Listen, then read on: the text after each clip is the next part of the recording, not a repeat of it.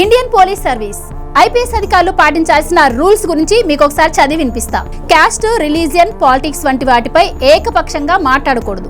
రాజకీయాల్లో పాల్గొనకూడదు. ప్రభుత్వం, ఉన్నతాధికారులు పాలసీల గురించి పబ్లిక్ గా విమర్శలు చేయకూడదు. కానుకలు, గిఫ్ట్లు లాంటివి అసలే స్వీకరించకూడదు. ఇంటర్నేషనల్ ఈవెంట్స్ కి వెళ్లినా కూడా ప్రభుత్వం అనుమతి తప్పనిసరి. ఇక సోషల్ మీడియాలో పబ్లిక్ గా, పొలిటికల్ గా, కాంట్రవర్షియల్ గా పోస్టులు అస్సలు పెట్టకూడదు. దీంతో పాటు ఇంకా చాలా రూల్స్ ఉన్నాయి. అయితే మీరు ఇప్పుడు ఒకసారి ఈ వీడియో చూడండి. ఉన్నటువంటి ఒక ప్రధానమైన కులం అత్యధిక జనాభా ఉన్నటువంటి కులం కాపు కులం అధికారం కోసం ప్రయత్నిస్తున్న కులం చాలా వరకు సక్సెస్ అయిన కులం కాపు కులం కాబట్టి మనం అందరినీ కలుపుకుని పోయి అందరికీ మన ఎజెండా ఏమిటో తెలియజేసి.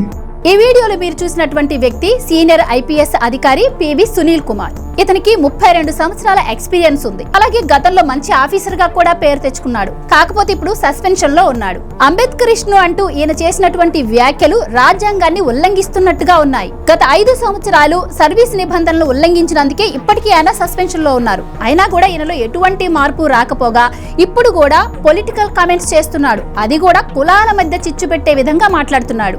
ఇలాంటి కామెంట్స్ చేస్తే పరిణామాలు ఏ విధంగా ఉంటాయి అని తెలియనటువంటి వ్యక్తి కాదు. అయినా కూడా పబ్లిక్ గా ఇలాంటి కామెంట్స్ చేశాడు అంటే ఏదైనా స్ట్రాటజీ ఉందా? అంటే పబ్లిక్ ముందు ఒక విక్టిమ్ లాగా, ఒక ఫైటర్ లాగా నిలబడి ప్రభుత్వం చేత డిస్మిస్ చేయబడి మరొక పార్టీలో చేరే ప్లాన్ ఏమైనా ఉండొచ్చా? ఏదేమైనా దీనిపైన రకరకాల కమెంట్స్ వినిపిస్తూ ఉన్నాయి. పదవుల కోసం రాజకీయ నాయకుల దగ్గర మోకరిల్లి తమ జీవితాలనే రిస్క్ లో పెట్టుకుంటున్నారు అంటున్నారు. తెలిసి తప్పు చేస్తున్నప్పుడు ఇలాంటి వాళ్ళను భరించాల్సిన అవసరం సమాజానికి ఏముంది? మీరు కూడా ఒకసారి ఆలోచించండి.